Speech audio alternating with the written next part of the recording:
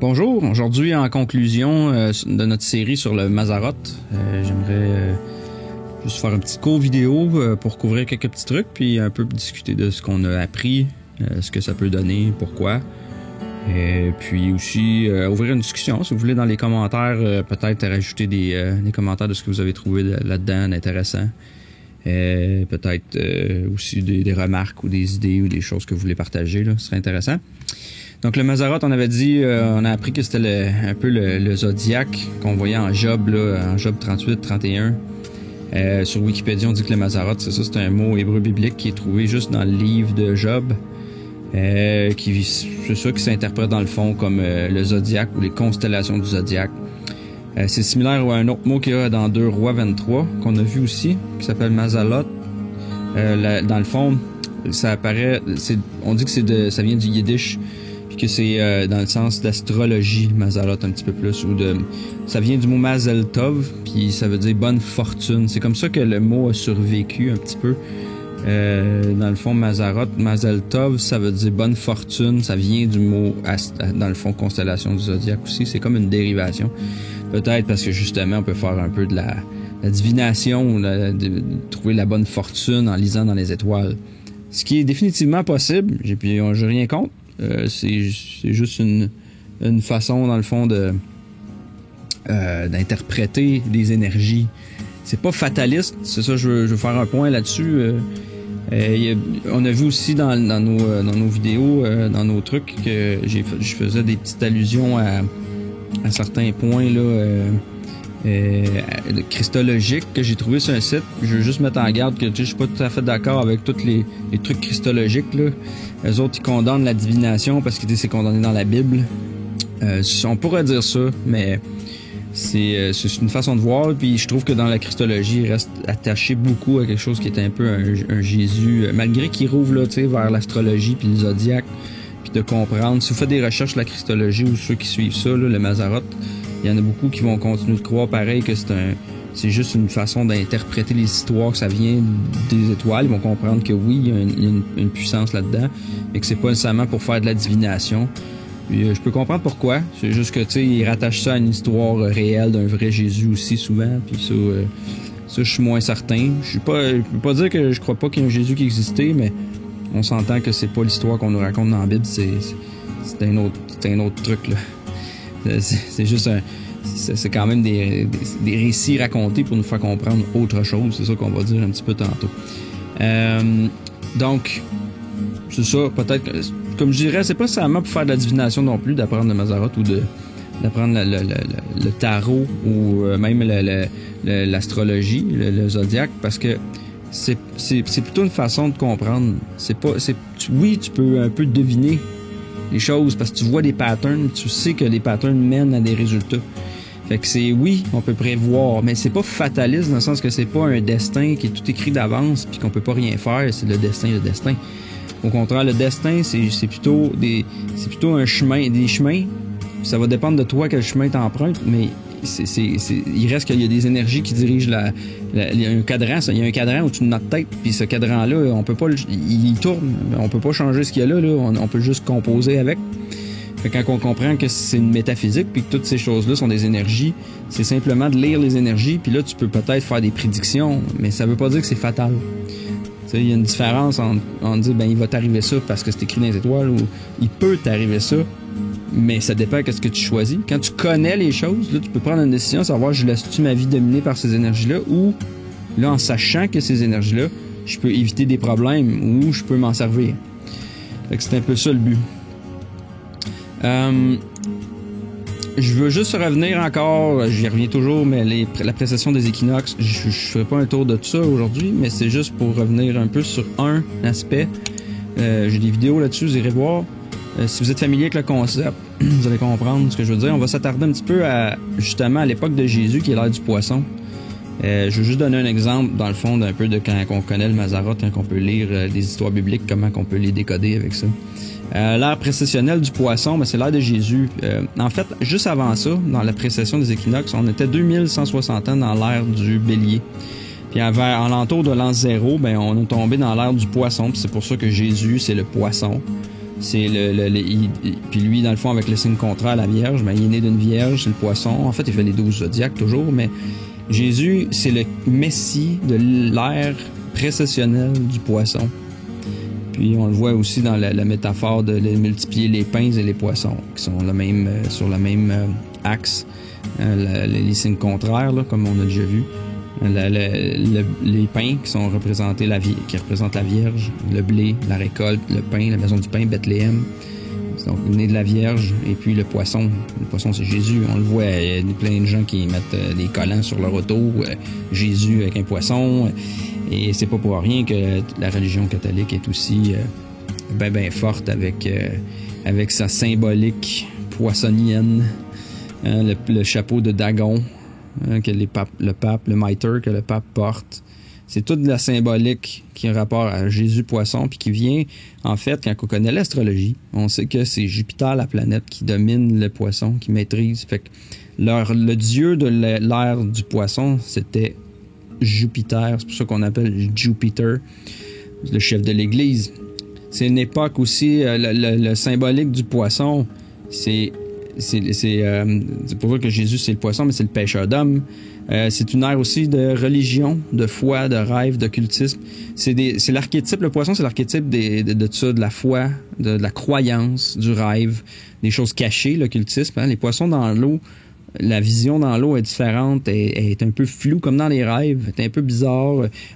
Les poissons se cachent, sont dans la noirceur, il y a des choses étranges dans le fond de l'eau, il y a plein de cachettes, plein de rochers, plein de choses difficiles à comprendre, à voir. On peut se faire leurrer facilement par une lumière qui semble étincelante dans l'eau, mais c'est pas du manger, ça peut être justement un hameçon d'un pêcheur. Tu sais. La religion, c'est la foi, parce que quand on a la foi, on ne sait pas, quand on croit, on n'a pas besoin de savoir. Fait que c'est une ère qui n'était pas basée sur la connaissance, mais basée sur avoir foi.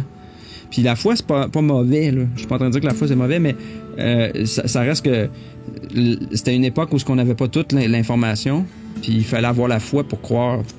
Mais ça a été utilisé par la religion, justement. Puis les poissons, ben ça se déplace en banc, en groupe. C'est le group thinking. C'est l'archétype de penser en groupe, de se déplacer en banc de poissons. Fait que utiliser ces énergies-là pour comme mettre les gens dans des filets.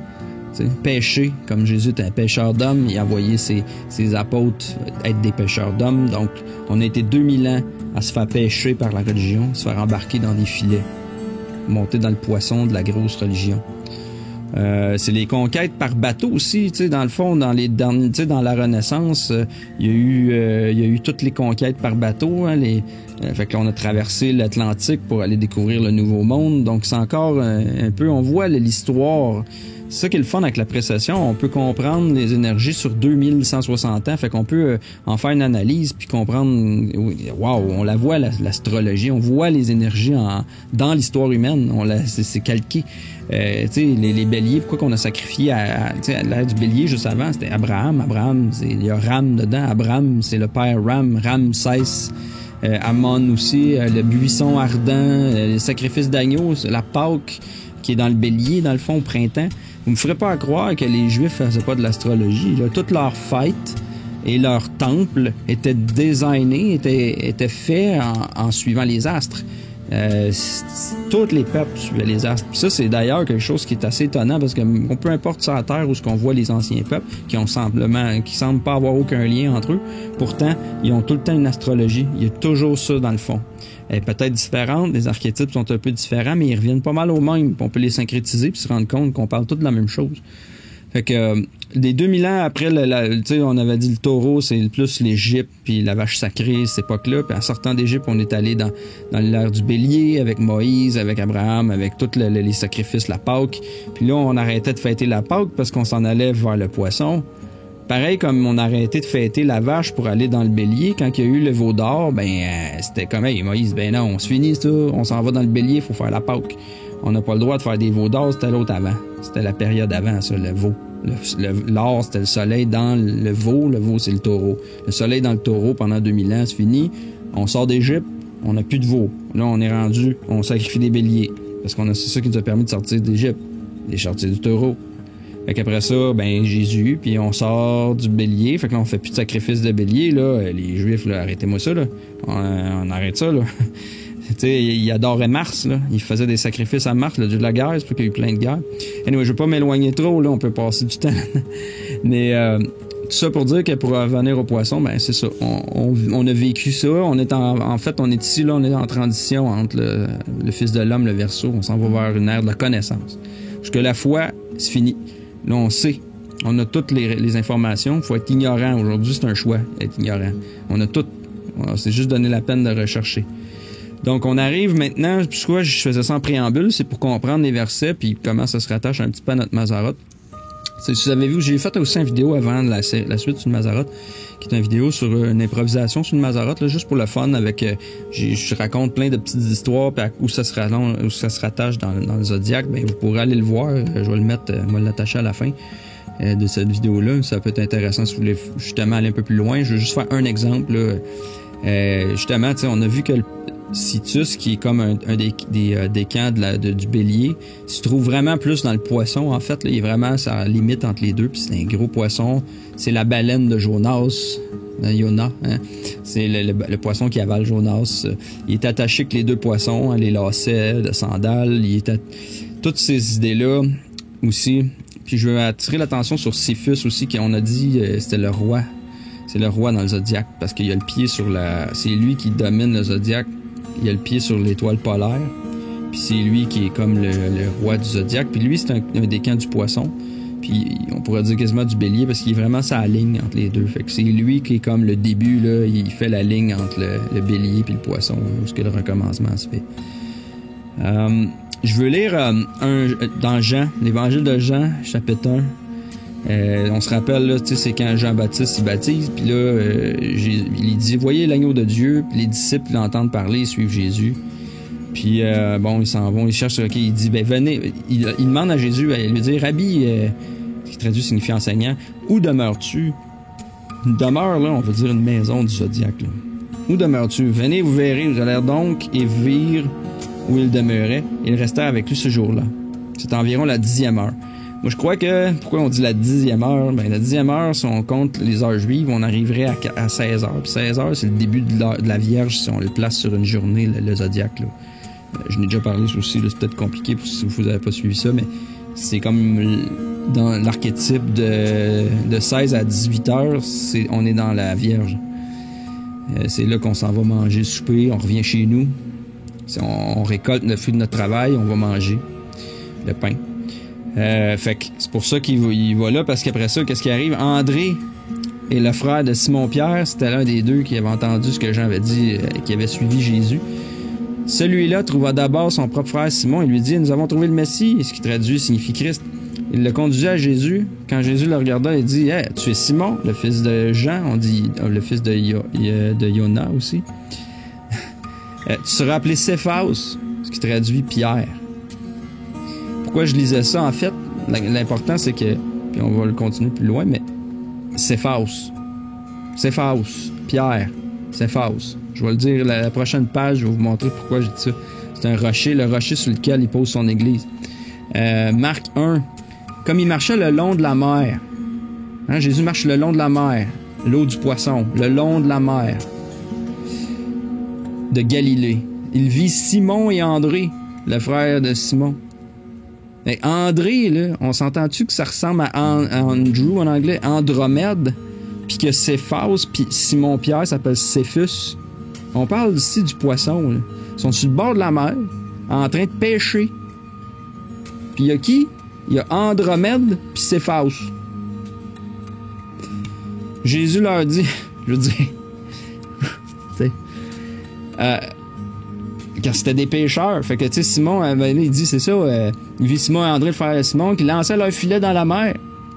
Car c'était des pêcheurs. Ben oui, c'était des pêcheurs. On s'en va dans l'air du poisson. Jésus leur dit, venez à ma suite, je ferai pas devenir pêcheur d'hommes. Hein, ils abandonnèrent leur filet, puis s'en vont, ils ont suivi Jésus. Fait que c'est ça, là. Les personnages, là, on raconte une histoire dans le ciel, toujours.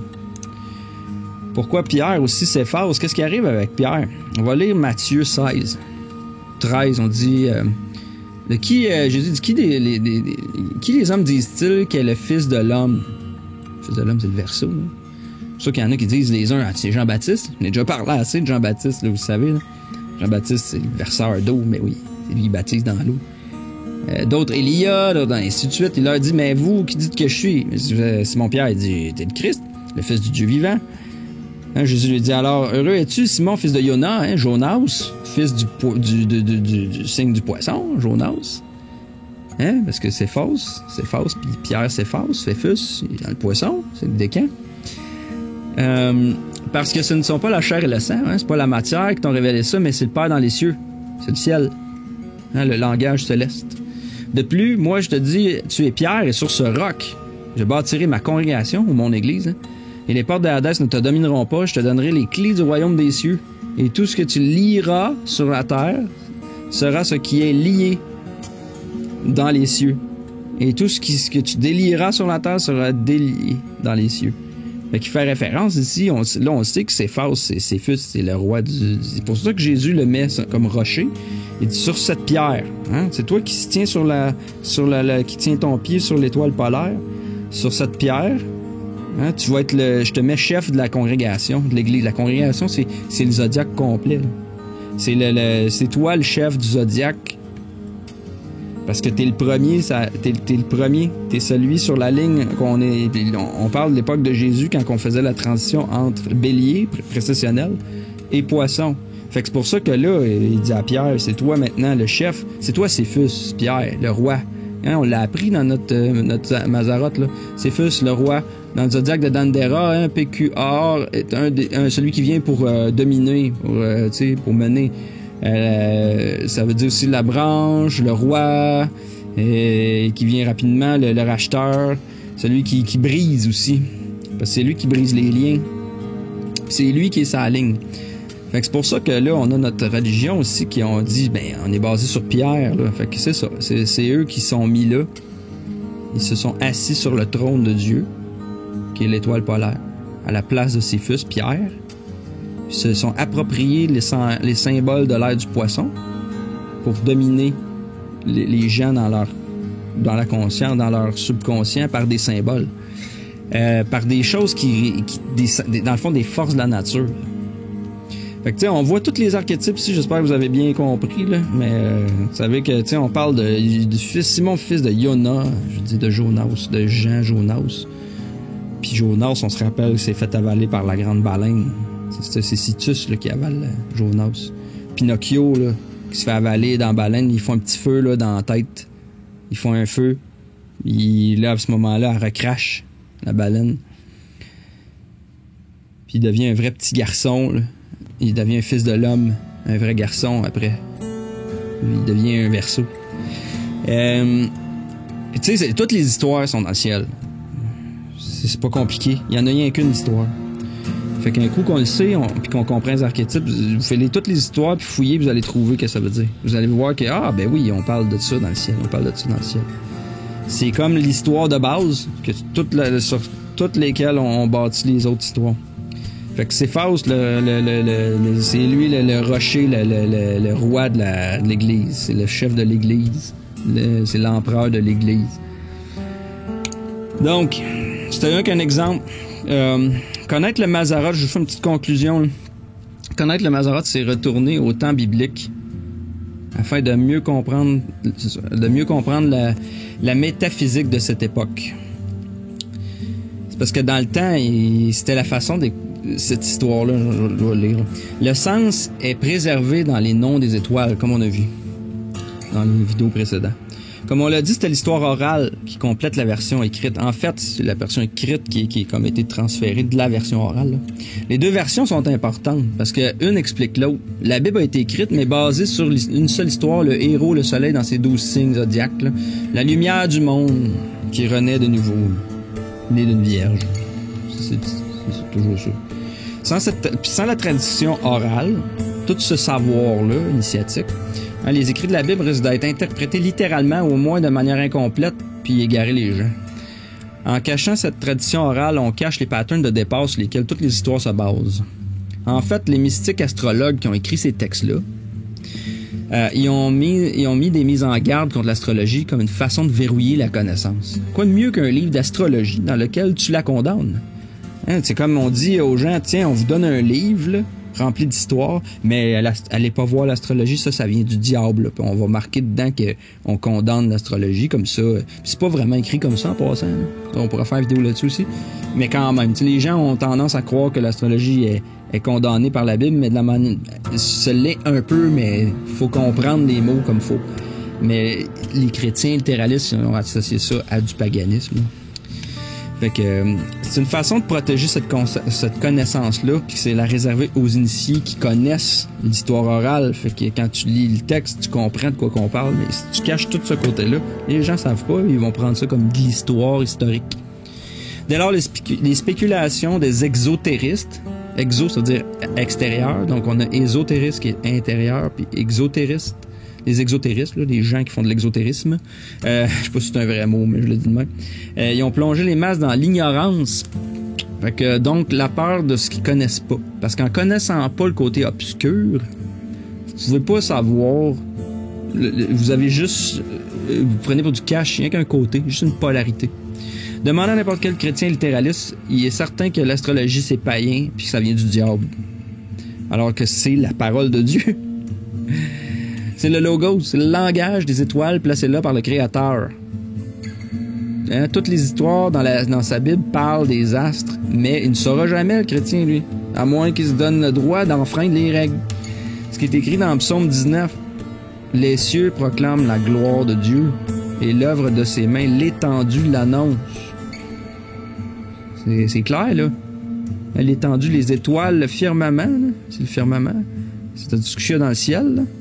Ça annonce, ça proclame la gloire de Dieu. Oui, dans le sens que, wow, c'est gros, c'est beau, mais plus que ça, c'est du langage.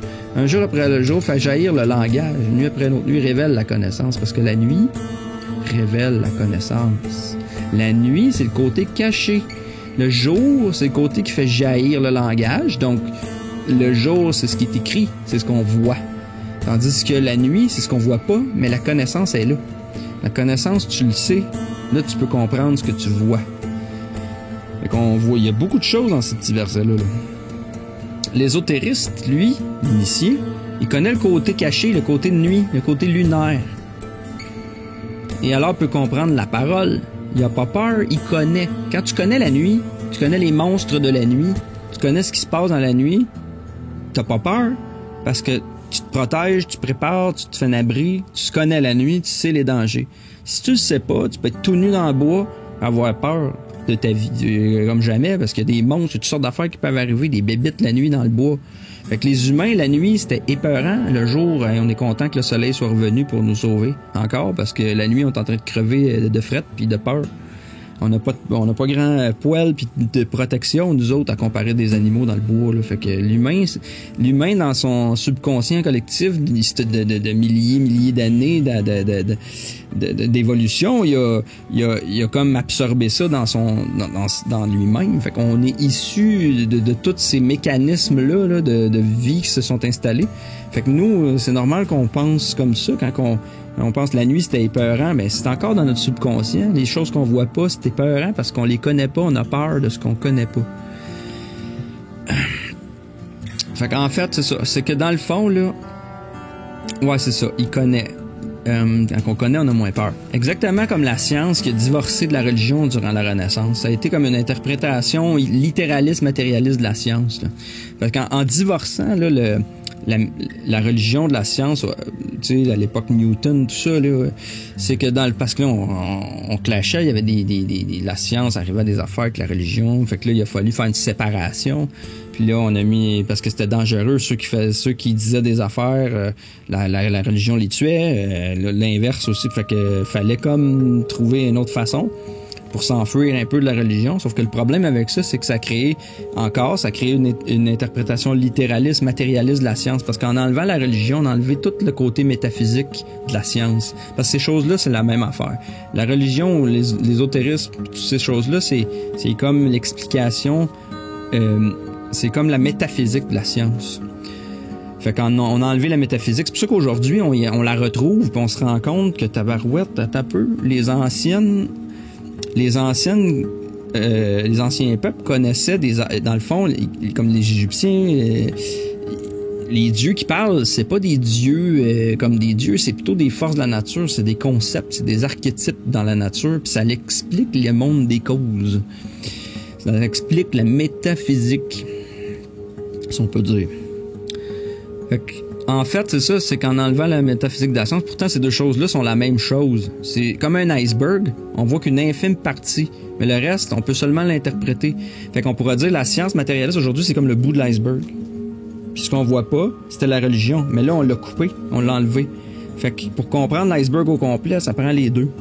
Puis il y a plus de matière noire que de matière dans l'univers, parce que si on peut croire à la matière noire, mais ça reste un concept, mais ça peut expliquer, j'aime ça l'utiliser, parce que la matière noire, en tout cas, peu importe ce que c'est, il y a comme une cause qui est là qu'on voit pas, puis qui emmène le fait qu'on peut avoir quelque chose, on peut avoir de la matière. Fait que faut réconcilier absolument ces deux mondes-là pour comprendre la nature, on n'a pas le choix. La science matérialiste, de par sa séparation de la religion et de l'ésotérisme, c'est condamné à mort. Elle étudie la matière morte. Parce que la matière, c'est la mort. Dépourvue de toute cette dimension invisible à l'œil, la source de la vie, le monde des causes. Elle étudie la mort. Elle essaie, soit par l'infiniment petit ou grand, de trouver la particule de Dieu en la matière. Et ça, c'est encore rendre Dieu matière, matérielle. Ils sont encore en train d'essayer d'étudier la matière, mais la matière, on étudie la mort. Parce que la matière, c'est le bout de l'iceberg. Jamais qu'on va trouver là la réponse finale. On va toujours chercher. Parce que c'est la mort. Les choses matérielles finissent par se dégrader, puis mourir, puis redevenir une source pour une autre vie. C'est constamment un cycle de recyclage. Fait que étudier le matériel va toujours mener à la mort. Ça mènera jamais à la vraie réponse. Les choses meurent et revivent. Le monde des effets, c'est dans le fond, là, je le dis, je pense, plus loin. Ouais, de plus en plus, la métaphysique confirme ce que les anciens peuples ont toujours su, ça je disais tantôt. La matière est portée par tout un monde subtil, le monde des causes. Tout cela, c'est une échelle de densité. La matière étant la concentration, la manifestation de tout ce monde subtil. Fait que, un peu encore, un atome, on peut dire, c'est comme le bout de l'iceberg. C'est la partie qu'on peut voir, parce qu'on peut zoomer, puis regarder, même encore, c'est difficile, mais on peut comme comprendre, mais ça reste matériel. Mais alors que dans le fond, là, c'est le bout de toute une structure qu'on voit pas, puis qu'on finit par voir juste au bout.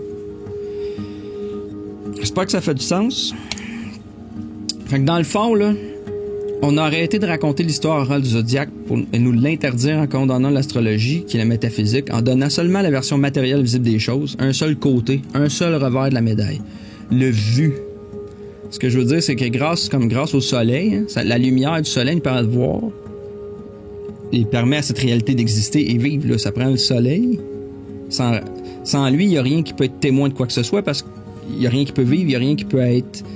On peut rien voir, il n'y aura pas d'œil s'il n'y a pas de lumière. La lumière est là pour créer tout, mais ça met en lumière. Fait que le soleil, on peut se dire, c'est comme l'archétype de c'est lui qui met en lumière les choses. Ben oui, c'est évident, là. Mais c'est vrai métaphysiquement aussi, là. C'est lui qui met en lumière ou qui fait apparaître ou paraître les choses. C'est pour ça qu'en maçonnerie, là, en franc-maçonnerie aussi, il y a deux piliers, pareil comme il y a dans toute la Bible, là, c'est basé sur le temple de Salomon, mais les deux piliers, Jacquine et Boaz, c'est le pilier solaire et le pilier lunaire. Comme il y a deux hémisphères du cerveau, comme il y a deux larrons à côté de Jésus, hein, un qui monte au ciel, puis un qui descend vers la mort. Il y en a un, Jésus dit, toi tu vas... Il parle juste à un des deux, l'autre parle avec, l'autre... Jésus parle pas à l'autre, mais les deux malfaiteurs se parlent à un moment donné, mais le malfaiteur, Jésus parle juste à tu seras avec moi dans le paradis, parce qu'il y en a un qui monte, et l'autre va descendre, s'en va en enfer, l'autre monte au ciel. On se comprend, là, regarde, même ici, on le voit, là, un au ciel, un ange, un en enfer, démon. La lune, le soleil, les deux piliers, les deux côtés, comme du courant électrique, il y a deux pôles puis un ground. C'est pour ça que dans le Kundalini, c'est la même chose. Les deux serpents, c'est les énergies Ida Pingala puis le Shushumna dans le milieu. Le pilier central, c'est ce qui nous permet d'être centrés. Les deux côtés, c'est les balanciers. Fait qu'il faut faire attention, là. Faut les deux pour être balancés au centre. Si t'as rien qu'un courant, un bord, ça marche pas, là. Fait que c'est ça qui arrive. En cachant un côté, le courant passe plus. Fait que ce qui arrive ici, c'est ça, c'est que le côté solaire, le pilier solaire, c'est la religion exotérique, celle qu'on voit, la religion qu'on nous présente, qu'on nous met en lumière. Tandis que les sociétés secrètes, piliers lunaires, comme mettons la maçonnerie et tout ça, puis je suis pas en train de dire que la franc-maçonnerie c'est tout mauvais, je vais juste dire que ça a été une façon de cacher la lumière, cacher l'ésotérisme. Fait que entre les deux, entre la religion exotérique, comme la religion catholique par exemple, l'Église, qui est solaire et pareux, la franc-maçonnerie qui est cachée, démon en dessous qu'on voit pas, ils ont comme les deux côtés puis ils se sont appropriés. Les deux savent qu'un et l'autre, là. C'est juste qu'ils ont rendu exclusifs puis on a démonisé un côté puis on vous vend juste un. Mais il faut les deux. Pareil qu'il faut les deux hémisphères du cerveau. Pour rien qu'on a un cerveau analytique, c'est sûr que c'est pas tout à fait découpé droite-gauche, mais c'est une façon de le comprendre, là. Le cerveau gauche analytique, qui est masculin, qui est plus le côté analytique, tandis que le cerveau droit créatif féminin, émotionnel, créatif. Fait que le côté qui manque, c'est la lune, la nuit, le côté qu'on voit pas, la réflexion du soleil en fait, le témoin du soleil, le petit luminaire, la coupe qui reflète comme cratère là, dans le zodiaque. C'est le côté féminin, c'est ce qui est caché et secret. La nuit t'informe des choses cachées, comme on le disait tantôt. Le côté de la mère, le côté féminin. Ce côté que le patriarcat nocif a usurpé. C'est ça le patriarcat, là. C'est pour ça qu'on est pris dans le patriarcat, parce qu'on démonise le côté lunaire, le côté féminin. On l'a rendu Satan. Alors que dans le fond, c'est une façon de parler, mais c'est pas le vrai diable, là. On s'entend qu'il n'y a pas de... C'est pas le même que ça marche, là. C'est pour ça que aussi la religion, c'est des prêtres en robe, là. Ils ont pris l'énergie féminine du poisson, parce que l'air du poisson, c'est supposé être une énergie féminine. Fait qu'ils ont usurpé, ils ont mis des hommes en charge, mais ça aurait peut-être dû être des femmes pendant cette période-là. Ou, en tout cas, les deux côtés sont toujours bons. Ça prend les deux. Ça prend l'homme et la femme. Ça prend les deux côtés pour faire, comme dans le fond, pour créer de la vie. Fait que les religions ont fait ça avec toutes les traditions orales ésotériques. Que ce soit l'islam, le judaïsme ou la religion catholique, les trois grandes religions, ils servent le côté solaire. Toutes ces religions-là ont un côté ésotérique, mais qu'on a caché aussi, qu'on connaît pas. Qui nous cachent par des sociétés secrètes ou que ça s'est perdu, pour justement pas que les gens sachent, puis qu'on puisse les contrôler. Mais, comme je disais, les religions ont fait tout ça avec les traditions orales ésotériques, le complément de l'exotérique. On nous sert l'exo en matière de gouvernement, religion, système d'éducation, etc. On n'enseigne plus les traditions orales mystiques, la métaphysique, les phénomènes naturels. On n'enseigne plus le bas de l'iceberg, la matière noire, l'échelle de densité. Satan étant à l'opposant, courant inverse. Satan, là, ça représente la matière, dans le fond. C'est le bas, c'est le descendant. C'est le plus... En fait, c'est juste que sur l'échelle de densité, c'est la matière. C'est le bout de l'iceberg, c'est la pointe en haut de l'iceberg, si on veut. Parce que c'est le plus dense. C'est comme quand on parle de Satan ou le diable l'opposant, c'est comme l'opposant d'en haut, du ciel de Dieu qui est en haut. Fait qu'on a le plus bas puis le plus haut. C'est juste une façon de parler de polarité, le diable. Puis il nous attire parce que c'est difficile d'être maîtrisé, la matière. La matière demande énormément de discipline. C'est pour ça que c'est Saturne. Saturne aussi, c'est Saturne, c'est Satan, puis Satan, c'est Saturne, c'est le Capricorne aussi, c'est le Verseau Capricorne, là, qui est la planète dominante de ces deux signes-là. Capricorne, c'est une chèvre, c'est censé être une chèvre féminine, en fait. Pas un chèvre masculine, le diable, en tout cas. Mais, parce que Saturne devrait être féminin dans le cas du Capricorne. Mais, ça veut pas dire que la femme est de sexe féminin est un démon, c'est juste que c'est le côté plus matériel, c'est la réception. Ça parle dans le fond de réception. Tu sais. Le père, c'est ce qui est l'émanateur, hein, le concept masculin-féminin. Le concept masculin, c'est le donneur, un peu comme le sperme. Tout est basé sur le sexe. Là. Le sperme, c'est ce qui jaillit, c'est ce qui sort. La nuit, c'est ce qui reçoit. C'est la connaissance. On l'a dit tantôt dans le verset, c'est la réception. Fait que la femme reçoit le sémen, puis elle engendre la vie, elle porte la vie après, dans la matière. Fait que, on peut dire que c'est ça, c'est que allégoriquement, là, hein, plutôt que de dire que le féminin, c'est le diable, c'est plutôt parce que... Pourquoi c'est le diable, là? C'est parce que Saturne, ça représente la discipline, ça représente la rigueur. Fait que c'est ce qui est difficile. dans la matière. C'est le combat d'une vie. C'est le diable. C'est le diable pour tout le monde. C'est le combat d'une vie. C'est des métaphores, là. Hein, y a pas de diable, là, un bonhomme avec une fourche, là, qui vous attend, là, au bord de la porte, là, quand vous allez mourir, là. Ça n'a pas rapport, là. C'est une façon de parler. Ça veut juste dire que par sa nature, le féminin a cette discipline et rigueur. Tu sais, les femmes sont en tendance, on généralise. Ça veut pas dire parce que les hommes, on a un côté féminin masculin, et comme les femmes ont un côté masculin aussi. C'est juste en différentes proportions, mais puis sur différents aspects. Apparemment, dépendamment de votre thème natal aussi. Mais en général, les femmes sont des bonnes enseignantes. Ils sont disciplinées. Tu sais, les maîtresses d'école, c'est souvent des femmes. Elles sont bonnes. Sont bonnes pour enseigner puis pour maintenir la discipline de la bonne façon puis enseigner. C'est normal, c'est eux qui possèdent la connaissance, c'est le côté féminin qui a la connaissance, tu sais. Les femmes sont d'excellentes enseignantes. Puis juste encore une fois pour le patriarcat, ce qui est arrivé, c'est comme dans Paul, les écrits de Paul dans la Bible, ben lui il a commencé sa religion, puis dans le fond, il a demandé aux femmes de se taire, de couvrir pour enseigner devant la congrégation, l'église parce que c'était pas bien vu. Mais oui, mais c'est ça, c'est un patriarcat. C'est encore pour écraser le côté féminin. La Bible, là, elle renferme des histoires qui sont vraies en tout temps aussi. Ça, je voulais marteler ce point-là. C'est pas nécessairement que ça a rapport tant avec le Mazzaroth en tant que tel, mais je trouvais que c'était une bonne place pour le dire, là. C'est que c'est pas un sens historique littéral, la Bible. Dans le sens que, tu sais, quand il y a des prophéties tout ça, oui, ça peut être dans le temps. Là. Mais, en premier lieu, là, toutes les histoires ont toujours lieu en tout temps. C'est des patterns pour comprendre la vie. Hein, c'est vrai à chaque seconde, à chaque moment de la vie. C'est pas à telle date il va y avoir la fin du monde, ou à telle date il va y avoir l'antéchrist, ou à telle date. Non, c'est toujours vrai. C'est constamment vrai. C'est vrai dans le présent. C'est toujours vrai dans le moment présent, parce que la spiritualité, c'est dans le moment présent. Ce sont pas des histoires fixées dans le temps ou à un moment donné, une date fixe. C'est des histoires qui concernent notre spiritualité intérieure. C'est des histoires qui nous racontent en symbole les patterns de l'existence.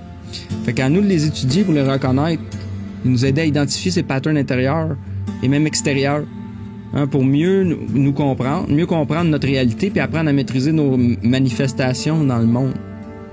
On peut alors discerner les courants dans la conscience collective et aussi individuelle, notre propre conscience, afin de savoir quelle heure il est, puis comment naviguer. Hein, comme un marin se guide avec les étoiles. Oui, l'étoile polaire, tout ça, c'était des guides, mais c'est vrai physiquement, mais c'est vrai aussi métaphysiquement.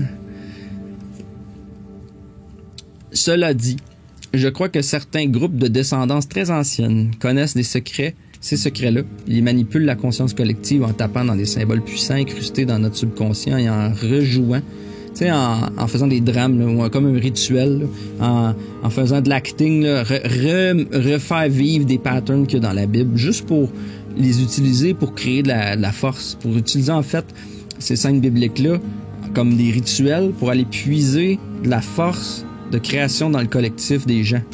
Fait en contrôlant les masses, puis en même temps en allant chercher une forme c'est d'implanter des idées dans la conscience des gens. Un peu comme dans le film là, Inception, là, Origine, là, où ils vont planter des idées dans un rêve d'un gars pour que ça change ses idées, que ça l'influence. C'est exactement ça. Ça décrit juste la même chose.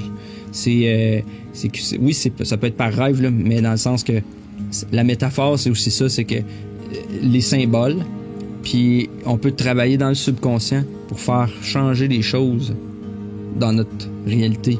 Fait que c'est ce que les élites de ce monde, depuis des générations qui connaissent tout ça, cette science-là, depuis des temps ancestraux, ben, ils l'utilisent contre les humains pour les gouverner, les diriger, puis continuer de faire ce qu'ils veulent faire, puis en tout cas, on n'ira pas loin là-dedans, là.